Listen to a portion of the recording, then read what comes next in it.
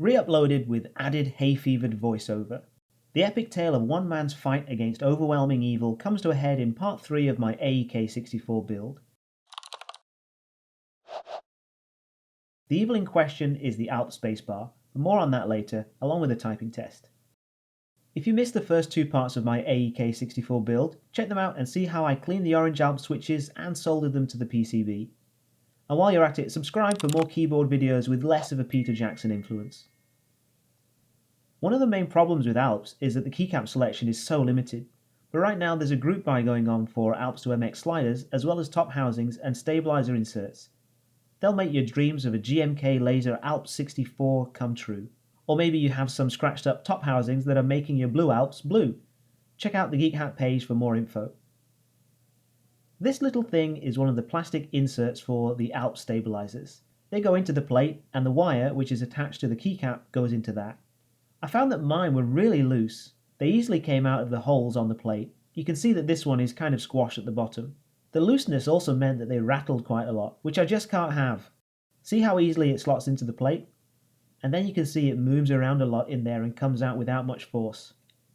I tried to mitigate this first by stretching the plastic back into shape. This helped a little, as you can see when you compare it to one that hasn't been stretched back. However, you can also see stress marks on the plastic. Not a good sign. The plastic is obviously not meant to be stretched that way, so this isn't an ideal solution and requires a lot of care. You can buy replacement parts from Matthias, but I seem to have misplaced mine, so I'm not sure if those fit better. I tried putting some thick lube around the opening, but this didn't help that much since the plastic was just way too loose, and it looked icky. I then put fabric plaster around the hole and clipped the stabilizer in. This worked pretty well and reduced the rattle a lot. As you can see, I also put some fabric plaster on the plate where the wire might hit it. I later added lube to the plaster too. A similar method is fairly common for Cherry MX stabilizers. I think with more careful placement of the fabric strips, your board won't look like someone's been playing doctors and nurses like mine does. Now to the big bad evil. ALPS spacebars are basically the devil. I spent a long time trying to get this one back into place. I think the high profile case made things more difficult, as I'd never had any problems with the spacebar on the Monarch. Getting the wires, the switch, and that weird pole thing into alignment at the same time without pulling the stabilizers out of the plate was an extremely frustrating experience.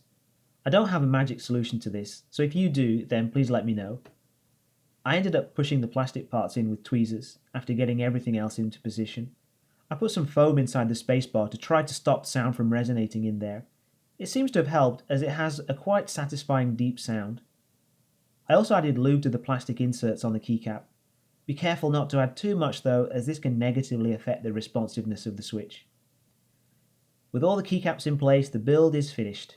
I'm really happy with how the switches feel, but will still add lube to them once I get some. They feel pretty consistent, and I'm glad I went to the trouble of cleaning them. The stabilized keys have been somewhat tamed, but there are so many points of contact that I haven't completely eliminated all rattle.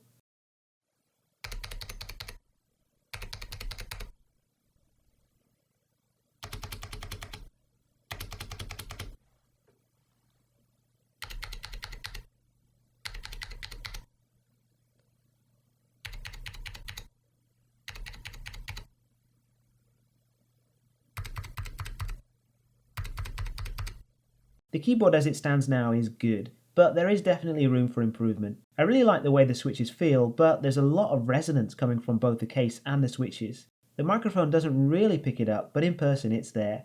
Here's a short typing test.